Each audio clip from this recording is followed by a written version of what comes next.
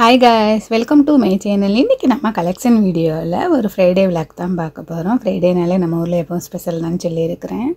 Morning breakfast பார்த்திங்கன்னா உளுந்தங்களி தான். மதியத்துக்கு வந்து லஞ்சுக்கு வந்து சிக்கன் எடுத்துருக்குறோம்.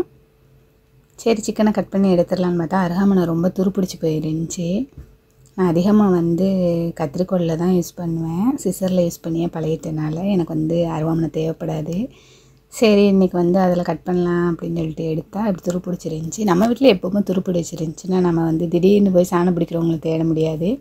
அந்த சமயம் நம்மளுக்கு வந்து இது ரொம்ப யூஸ்ஃபுல்லாக இருக்குது. நான் எப்போவுமே இப்படி தான் பண்ணுவேன். நீங்கள் ட்ரை பண்ணி பாருங்கள். பிடிச்சா மறக்காமல் லைக் பண்ணிக்கோங்க. நம்ம வந்து நம்ம வீட்டில் எல்லா வீட்லேயுமே இருக்குது. நம்ம வந்து இது என்னென்னு பார்த்திங்கன்னா இஞ்சி இதெல்லாம் இடிப்போம்ல இடிகள், அந்த இடிகளோட உரல் தான் இது. எனக்கு ஒரு கையிலேயே வீடியோ எடுத்துக்கிட்டு செய்ய முடியலை. அதனால் வந்து நான் கீழே வச்சுக்கிட்டு தேய்ச்சி விட்டுட்டு அப்புறம் தான் உங்களுக்கு வீடியோ எடுத்து காமிக்கிறேன். ஏன்னா வந்து கேமரா எடுக்கிற ஸ்டாண்ட் வந்து காணும்.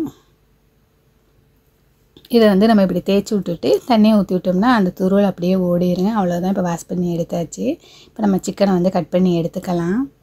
நான் வந்து 1 கிலோ சிக்கன் எடுத்துருக்கிறேன். அப்புறம் பூடு பார்த்திங்கன்னா 100 கிராம் தான் எடுத்துருக்கிறேன்.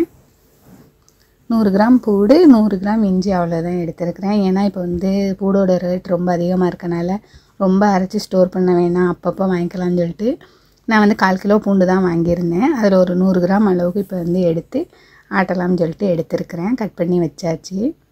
ஃபஸ்ட்டு பார்த்திங்கன்னா சிக்கன் குழம்புக்கு தேவையான தக்காளி வெங்காயம் கட் பண்ணி வச்சுட்டேன். ஃப்ரை பண்ணுறதுக்காக வெஜிடபிள்ஸ் கட் பண்ணி வச்சுருக்கிறேன். என்னென்னு பார்த்திங்கன்னா கட் பண்ண போகிறேன் முட்டைக்கோசு, அப்புறம் வந்து கேரட் 2 தான்.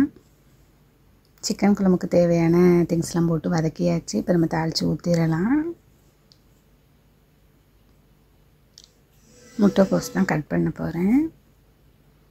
இது ரொம்ப கம்மி ரேட்டில் தான் வாங்கினேன். 1 கிலோவுக்கு மேலே 1.25 கிலோ இருந்துச்சு. 20 ரூபா தான். எங்கள் ஊர் சந்தையில் தான் வாங்கியிருந்தோம். நான் சந்தைக்கு அதிகமாக இப்போ போகிறதில்ல. ஏன்னா ஃபஸ்ட்டு எங்கள் சந்தை வந்து புது பஸ் ஸ்டாண்டில் இருந்துச்சு. அப்போ வந்து வாங்குறதுக்கு வித்தியாசமாக இருந்துச்சு அந்த சந்தைக்கு இப்போ உள்ள சந்தை ரொம்ப பெருசாக இருக்குது. அது அவ்வளோக்கா அதை வாங்குறதுக்கு வந்து இன்ட்ரெஸ்ட் இல்லாமல் இருக்குது. ஃபஸ்ட்டு இருந்தப்போ ரொம்ப அழகாக இருக்கும். அந்த சந்தைக்கு போகிறண்டாலே ஒரு இதாக தான் இருக்குது. இப்போ வந்து சந்தையை பார்த்தாலே எப்படின்னா ரொம்ப டிராஃபிக்கான ஏரியாவாக இருக்குது. எதுவும் போய் வாங்கக்கொள்ள இதாக கொஞ்சம் கஷ்டமாக தான் இருக்குது.